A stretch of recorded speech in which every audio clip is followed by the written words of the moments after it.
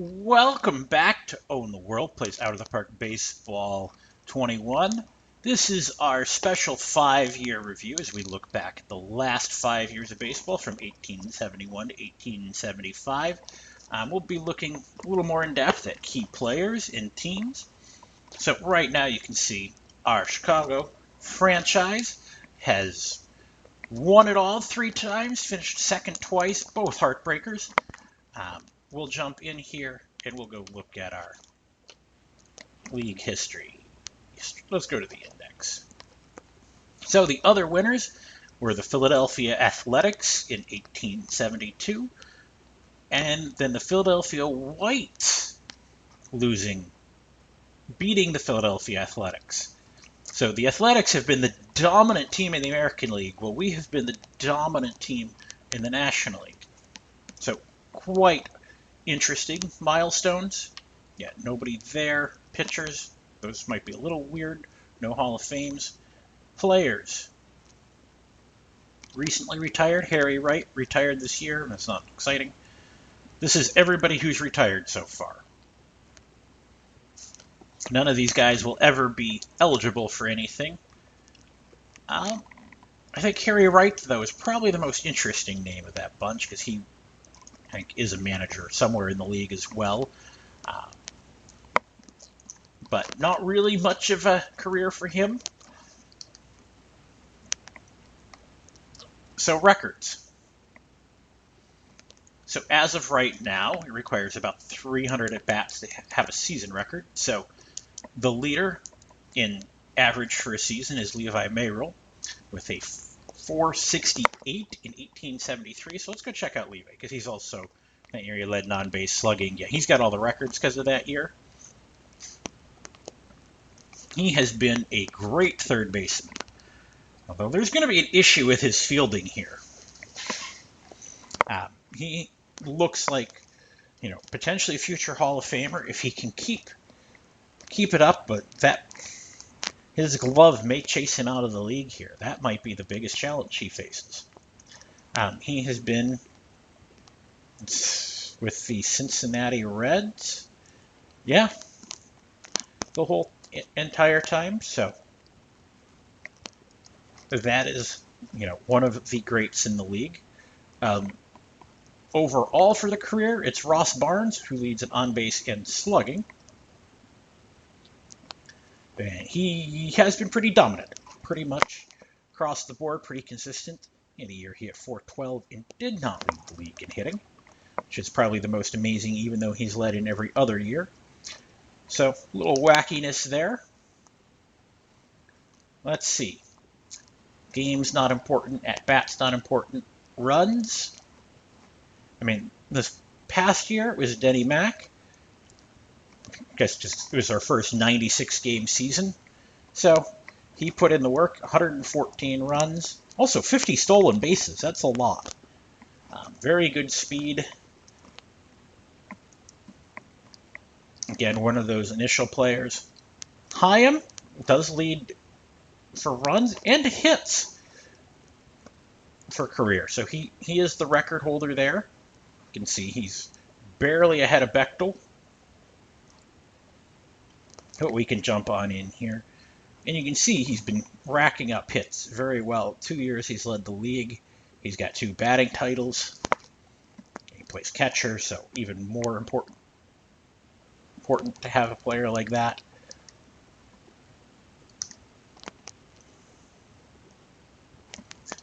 Let's see. Singles, doubles. So the record currently is 32, going to George Bechtel, who plays for us this past year. He is a doubles machine. He actually led the league on base percentage. He had all of 7 walks, but apparently that was enough to go with 109 runs. Led the league there. So very nice year for him. He came on right in the middle of his prime, although it says he is fragile. Home runs. John Bass, 10 a couple of years ago. He has led the league in home runs every year. So, a lot of power there, and plays shortstop. Always a plus. He also tends to have a lot of a lot of triples as well. So 30 triples, jeez. Yeah, he leads in triples. So career leader in triples and home runs as well. RBI record, Levi Mayroll from a couple of years ago. Interesting. In a 60-game season, he had 88. So the season record, and Anston had 87 and 82. This year, they got to 86. So a couple years ago when we were playing 60 games, we had more RBIs. The career leader, though, Cap Anson. Very nice. We can check that out. He has 9 on Levi Mayroll and Lit Pike. Lit Pike probably worth a look. He's always a very good player. Right fielder, the glove's probably starting to go a little bit. And the bat, not so much this year. Only hit 294. Not as dominant as he could be, but a very good player here. We'll also jump in, take a look at George Hall. Probably one of the best center fielders here early in the game. Yeah, and he had an amazing season. That would be one player, if we can figure out how to swing a deal for it, would be worthwhile. Let's see. Coming down here, we've checked out our guys. Wes Fissler, we haven't taken a look at him. Very good early second baseman. He's just kind of there. I mean, maybe eventually there'll be a Hall of Fame case for him. He's probably going to be one of those guys that's borderline. Jamie Wood, who is our manager, but also apparently plays for New York. That's an issue, but, all-time great second baseman. He was the 4th overall pick in the initial draft.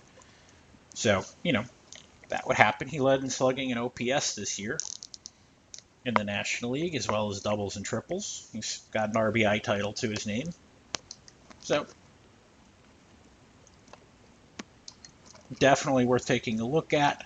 Let's see, anybody else here we want to jump in and take a look at? Let's look at pitching. So, ERA, Dan Collins, you need to have pitched 96 innings, and he had a 1.24 ERA. Whew. Only started 12 games. Used primarily as a reliever. Yeah, it did hurt losing him in the expansion draft, but I think we had to let that happen.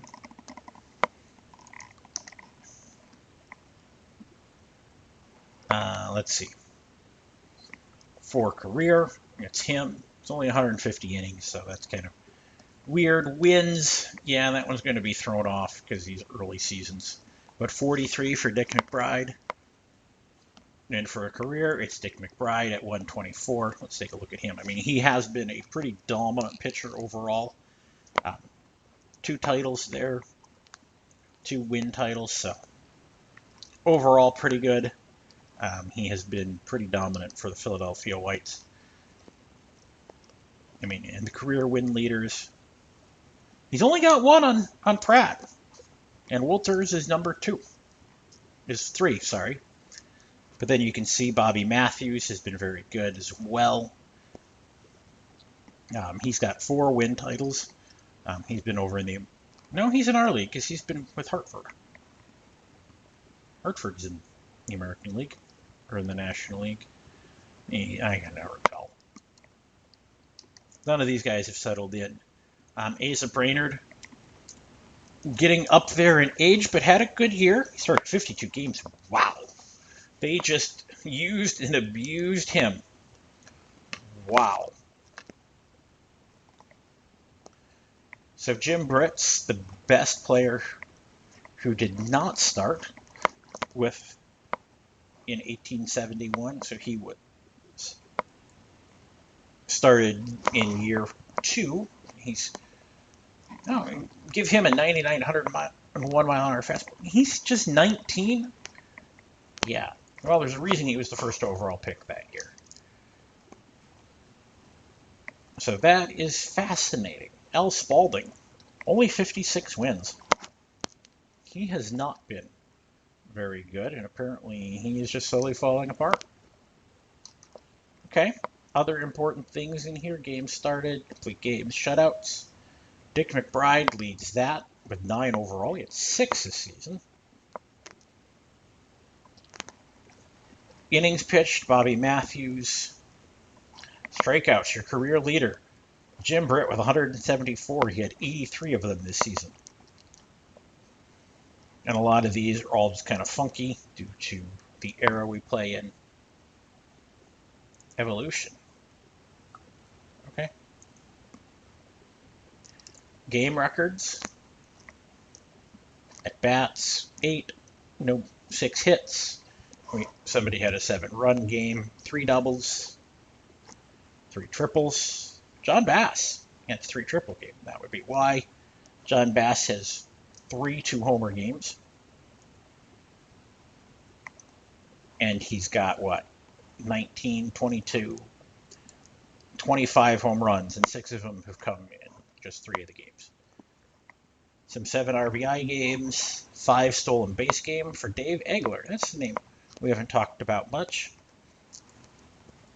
Kind of all over the map. Okay center fielder. Okay. Walks, 4 in a game. Strikeouts, 3 in a game. Pitcher walks, 6. Strikeouts in a game. Stearns has a 6 and a 5, and Britt's got a pair of 5s. Oh, those are just AL records. NL.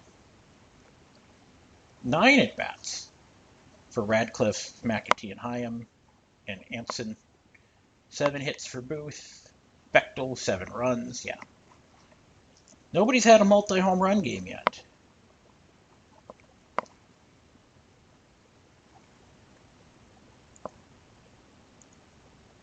I was looking for milestones. See if there's anything else in here. I'm going to create a picture. Sorry. Okay.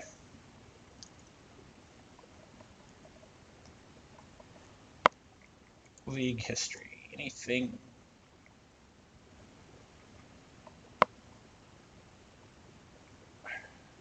History index. Feel like accomplishments. That's the one I wanted to look for. No 3-home run games, 6-hit games. Yeah, there's a bunch of people who've had those. Cycles. Hyam has one? Yeah, I knew he got one in 74. John Glenn. Well, playing for New York. Wow. That's a heck of a game. 7 RBIs. Any no-hitters? Dick McBride did get one in 74, the first one. No strikeouts, no walks. No 50 home run seasons, we know that. No 150 RBIs, 20 win season. There's a bunch of those. Like, that's just kind of something that happens all the time right now because there's so many things. Triple crowns. Riney Walters picked up 1 before he joined us in 1871. He did pull it off while playing for what would become Cincinnati.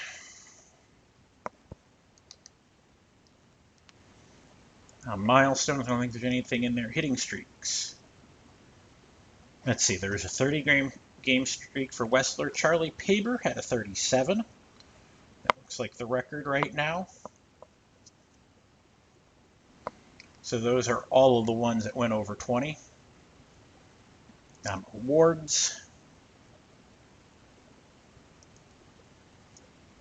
So MVPs have been Walters, Goldsmith, Merrill, and Hanson.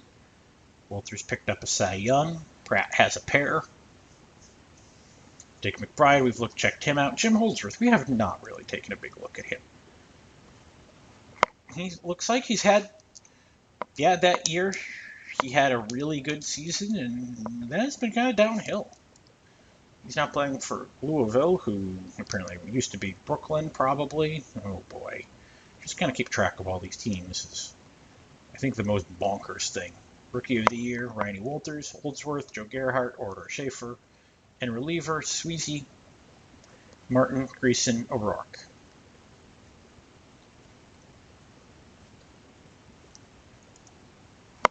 And is that anything sane? Great glove winner, so Hyam 2-3. Everett Mills has 4.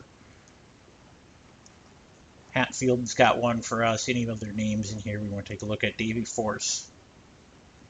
He has managed to win 3, but he keeps moving between positions. That's why his are all over the place. You got one as a shortstop, then as a third, then back to short. So let me know if there's anything you would like to see a little bit more in the future, but that's kind of taking a look at our top players. And we'll be back soon with the off season from 1875. Thanks so much for watching. Bye.